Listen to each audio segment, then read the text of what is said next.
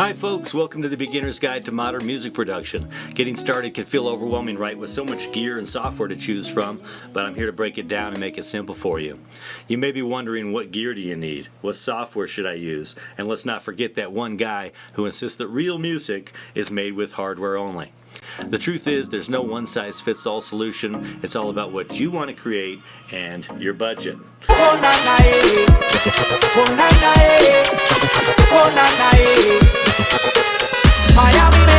In this video, though, I'll cover all the essentials like computers, DAWs, audio interfaces, headphones, and more. That way you can get started with confidence. First up, your computer, arguably the most crucial piece of gear in any home studio. When choosing a computer for music production, though, focus on three key factors: CPU, RAM, and storage space. CPU, this determines how many tasks your computer can handle at once. The more powerful, the more virtual instruments and effects you can run smoothly. RAM, your DAW and virtual instruments rely on this, so more RAM means smoother performance. Storage. You'll need space for your DAW plugins and audio files. You might have lots of songs on there, so if you're recording live audio like vocals and instruments, you're going to need more storage than if you're just working with virtual instruments. Here's a quick guide to computer specs for different budgets. On the entry-level side of things, we've got an Intel i3 with 128 gigabytes of storage and 4 gig of RAM. The mid-range, we've got an Intel i5 with 512 gigabyte of storage and 16 gigabytes of RAM.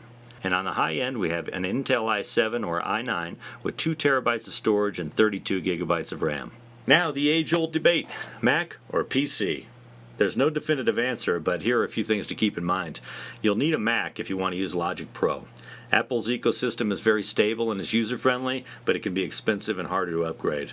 On a PC, it's going to be generally cheaper and more customizable, but you'll likely need to buy a dedicated audio interface if you want to do pro-level work. Speaking of audio interfaces, let's talk about why they're important. Most computers come with a basic built-in audio, which is fine for everyday tasks, but not for music production. A dedicated audio interface handles the audio processing, reducing latency, which is the time delay between hitting a key or note and hearing it. Here are some key benefits of a good audio interface. Lower latency, essential for live recording or playing virtual instruments. Better sound quality. A higher quality digital to analog converter improves the clarity of your audio. More inputs. If you're recording vocals or instruments like drums, you'll need inputs. 1 or 2 if you're solo, more if you're recording multiple musicians.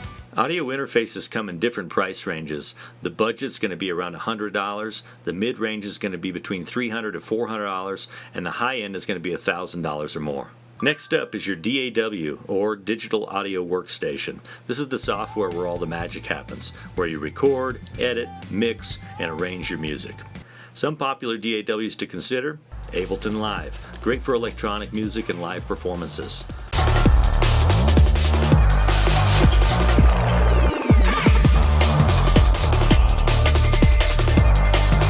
Logic Pro, preferred for live recordings and studio work. FL Studio, also known as Fruity Loops Studio, popular among hip-hop and EDM producers.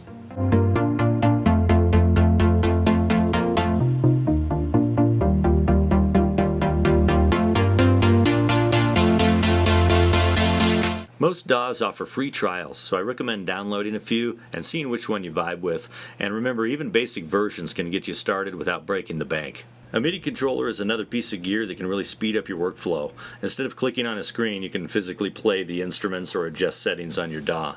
From simple affordable options like the Korg Nano Key to full-featured controllers like the Arturia Keylab, there's something for every budget. MIDI controllers also include drum pads and sliders, letting you control more than just notes. Once your software and hardware are sorted, you'll need to hear your music accurately, so that's where studio monitors or speakers come in.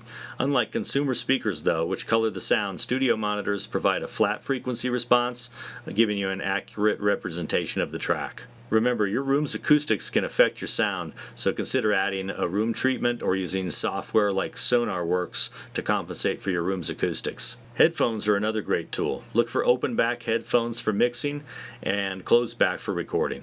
Something like the Audio-Technica M50X is a solid budget choice.